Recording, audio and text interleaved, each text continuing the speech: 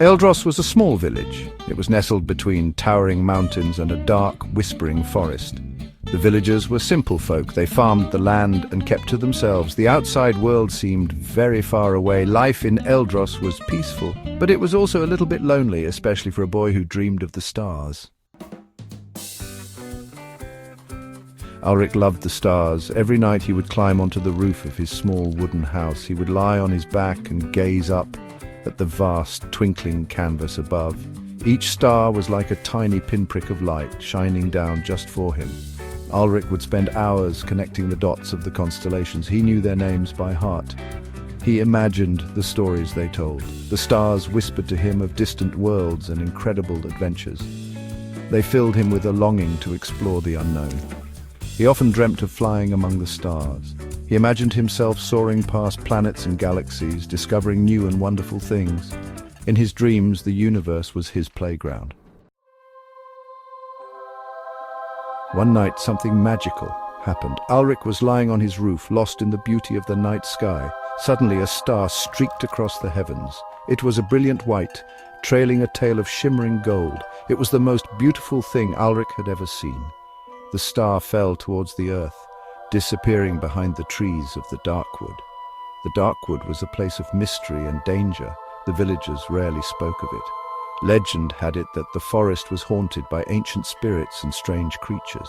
No one dared to enter, but Alrik couldn't ignore the call of the fallen star. He felt a strange pull towards it, a sense of destiny. He knew he had to find it. The next morning, Alrik packed a small bag. He filled it with bread, cheese, and dried fruit. He took his father's old hunting knife. He snuck out of the village while everyone was still asleep. The air was cool and damp beneath the trees. The forest floor was covered in a thick carpet of leaves. The sun struggled to penetrate the dense canopy. Strange shadows danced around Alrik's feet. He felt a shiver of fear, but he pushed it away. He had made up his mind. He was going to find the fallen star. The forest was silent, except for the sound of Alrik's own footsteps. He avoided the tangled thorns and the dark, still pools of water. He followed the path of the fallen star, trusting his instincts.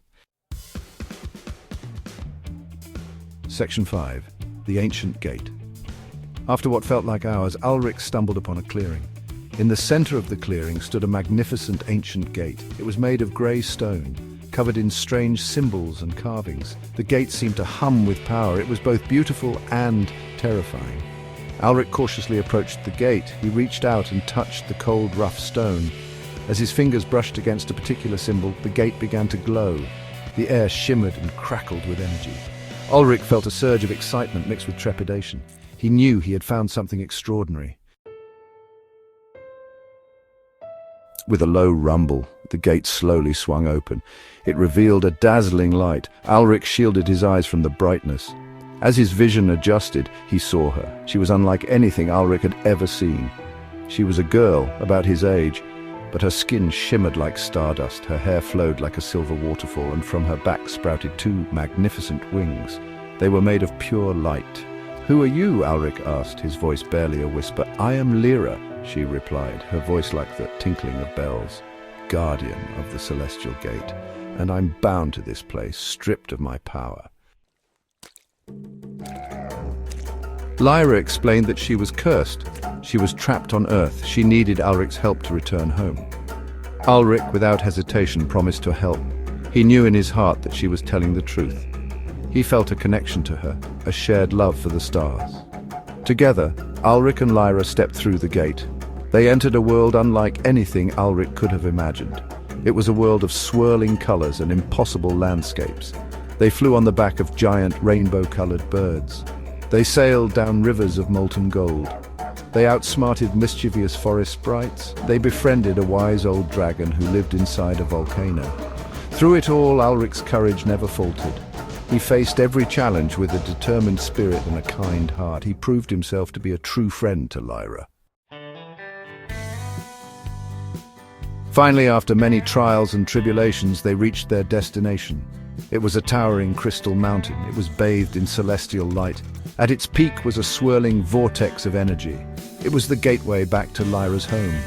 With a heavy heart, Alrik bid farewell to Lyra. He watched as she stepped into the vortex. She was bathed in light. He knew that he had made a friend for life. As Alrik stood alone, the crystal mountain began to crumble. The ground shook beneath his feet. He knew he had to escape. He ran back towards the gate, the ground splitting and groaning behind him. He just barely made it through before the gate slammed shut. The magical portal vanished, leaving Alrik back in the clearing. Exhausted but exhilarated, Alrik made his way back to Eldros. He told no one of his adventures. He knew that no one would believe him, but he didn't need to. He had his memories. He had the stars.